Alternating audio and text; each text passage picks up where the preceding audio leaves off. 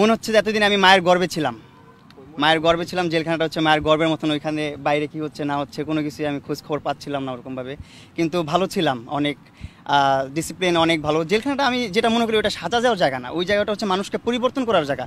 ওই জায়গাটা এত সুন্দর ডিসিপ্লিনভাবে চলাফেরা, এত সুন্দর জায়গা, একদম লাইক অনেক আমাদের বাংলাদেশ ইউনিভার্সিটি আছে, অনেক বড় বড় ইউনিভার্সিটি, ঢাকা ইউনিভার্সিটি বলতে পারেন, আপনার স্টেট ইউনিভার্সিটি, আরও বড় বড় ইউনিভার্সিটি আছে, যেসব ইউনিভার্সিটির স্টুডেন্টরা ব্যাচেলার থাকে, ওই প্যাটার্নের থাকাটা, ওই প্যাটার্নের চলাফেরা, ওই প্যাটার্নের সব কিছু একটা রুলস অ্যান্ড রেজুলেশনের উপর দিয়ে চলে। তো সব কিছুই ওভারঅল ভালো ছিল, ভালো লাগছে। এইটা আমার লাইফের বেস্ট এভার ফিলিংস, যেটা হচ্ছে যে আমি বলে প্রকাশ করতে পারবো না, এত ভালো লাগতেছে। আর জেলখান থেকে বের হওয়ার পর মনে হলো যে আমি মার গর্ভ থেকে বের হলাম, পৃথিবীতে আসলাম, সব কিছু নতুন লাগতেছে, সব কিছু সুন্দর লাগতেছে। এই মানে কখনো চিন্তা ভাবনা করি না এই প্রকৃতি এত সুন্দরভাবে দেখবো, মানে আমরা কখনো ফিল করি না, কিন্তু আমরা কিন্তু সবসময় প্রকৃতি দেখি। কখনো আকাশের দিকে তাকায়, আমি মাঝে মধ্যে যখন জেলে ছিলাম তখন আমি আকাশের দিকে তাকায় আকাশটাকে ফিল করতাম, এরকম ফিল কিন্তু আমি বাইরে থাকা অবস্থা কখনো করি নাই। যখন আমি অভাবটা বুঝছি তখনই আমি ফিল করছি। যাই হোক, আল্লাহ উত্তম পরিকল্পনাকারী, এটা আমি বিশ্বাস করি। উনি যা পরিকল্পনা করে রাখছে আমার জন্য সেটাই হবে আমার কপালে, আমি কাউকে দোষ দিব না। আমাকে যদি কেউ ক্ষতি করে সুখে থাকে সে সুখে থাকুক, আর আমাকে যদি কষ্ট দিয়ে সে ভালো থাকে ভালো থাকুক, আমি এটাই চাই। আর একটা কথা বলতে চাই, যেটা হচ্ছে যে মামলার বিষয়ে, যে এখানে কিছু ভুল আছে যেগুলো হচ্ছে একটু আমাকে কষ্ট দেওয়ার জন্য বা আমাকে খারাপ রাখার জন্য ওরা বানোয়ারভাবে বানাইছে, এটা আপনারাই জানেন, আমি এটা বলতে চাই না।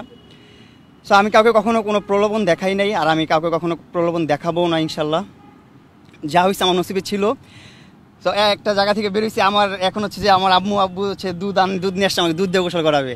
আমি হচ্ছে দুধ দিয়ে গোসল করে আমি আমার নতুন জীবন শুরু করতে চাই, নতুনভাবে আমি নিজেকে গড়তে চাই। আমি আপনাদের দোয়া চাই, আপনাদের কাছ থেকে দোয়া ছাড়া আমার কিছু চাওয়ার নাই। আমি আপনাদের কাছে ধন সম্পদ কিছু চাই না, শুধু দোয়াই চাই। আর আমার বাবা মার দোয়া তো আমার সাথে আছেই, আপনারা আমার দোয়া করবেন। কষ্টের ওইটাই বললাম যে মায়ের গর্বে ছিলাম, এরকম ফিল হয়েছে যে বাইরের কোনো আলো বাতাস, বাইরের কোনো চিন্তা ভাবনা এরকম ছিল না।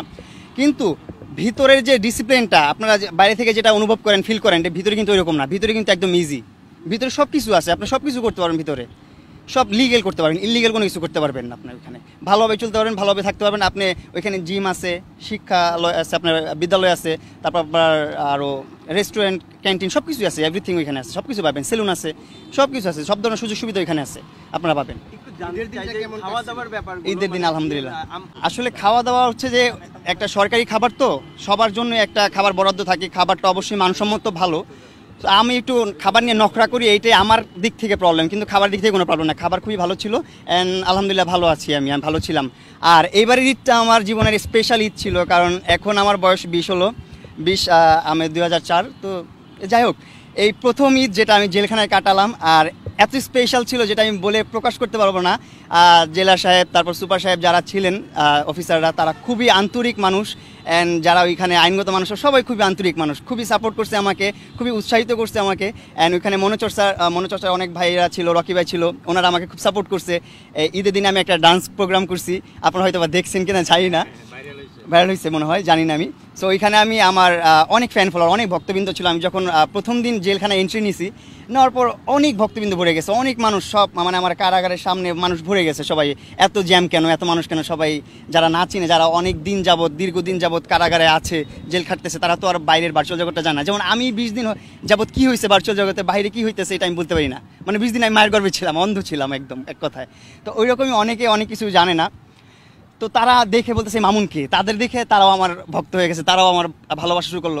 প্রথম তো ভক্ত ছিল না, তো ঈদের দিন যখন পারফরমেন্স করলাম, ডান্স করলাম, আমার প্রতিভাটা আমি তুলে ধরলাম যে আমি কিছু পারি, দেখাইলাম, তখন যারা আমাকে না চিনতো, শুধু নাম জানতো, তারাও এখন আমার ফ্যান ওইখানে, তারাও আমাকে ভালোবাসে। অ্যান্ড সবাই আমাকে অনেক আদরে রাখছে, আমি অনেক ভালো ছিলাম। অ্যান্ড জেলখানা আমি মনে করি শাস্তির জায়গা না, এটা একটা পরিবর্তনের জায়গা। ওইখানে যে আপনারা পরিবর্তন হতে পারবেন, নিজেকে শুধরাতে পারবেন, এটা একটা জায়গা। যাই হোক, ইনশাআল্লাহ আমি চেষ্টা করব। আমি ছোট মানুষ, আমি আমার বয়স 13 থেকে আমার সংসারটা চালাই। আমি, আমার বাবা, আমার মা সবাই আছে, ওনাদেরকে আমি ইচ্ছা করে আমি ব্যবসা করতে দিই না। আমার বাবা কিন্তু ব্যবসার প্রতি অনেক মানে ফ্যাসিনেশন, ওনার ব্যবসা করতেই মন চায়, টাকা লস হোক যাই হোক, উনি মাগনা যে মাল দিয়ে আসে, তারপরও ব্যবসা করতে চাই, তারপর আমি দেই না, কারণ হচ্ছে ওনাদের অনেক বয়স হয়েছে। তা আমি চিন্তা করছি আমার ফ্যামিলি আমি চালাবো। আমি বয়স 13 থেকে আমি আমার সংসারটা চালাই, আজকে 7 বছর আমি সংসারটা আমি রান করতেছি। আমার বাবা মা, ভাই বোন, ভাবি, বাস্তি এরা আছে, এদেরকে নিয়ে আমি চলতেছি। আমি চাই আমার জীবনটা নিয়ে আমি এভাবেই চলতেই, এইভাবেই লাইফটা পার করে দিতে চাই, আমার বাবা মার মুখে হাসি রেখে। আর কারো ঘৃণার পাত্র হতে চাই না, আমি সবার ভালো পাত্র হতে চাই, সবার দোয়া চাই, আমি আর কিছু চাই না।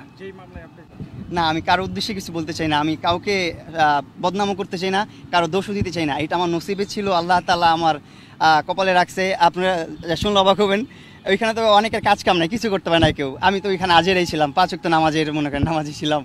ঠিক আছে, এইটা আমি চেষ্টা করবো চালায় যাওয়ার জন্য। যখন আমি আল্লাহর উপর ভরসা রাখি, আর কিছু না, উনি যা করবে ভালো করবে আমার জন্য, এটাই আমার আশা। মা বাবাকে নিয়ে তো জন্মের পর সব ঈদগুলোই করছি, এটাই বললাম, মা বাবাকে নিয়ে জন্মের পর সবগুলো ঈদ করছি, কিন্তু এইটা একটু ডিফারেন্ট ছিল।